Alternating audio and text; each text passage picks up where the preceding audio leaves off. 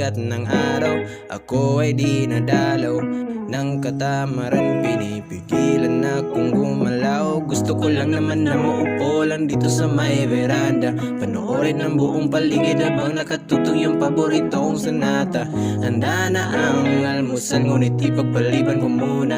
Bahala na lang na maligpasan ng gutom, basta gusto ko chill lang muna. Heto na naman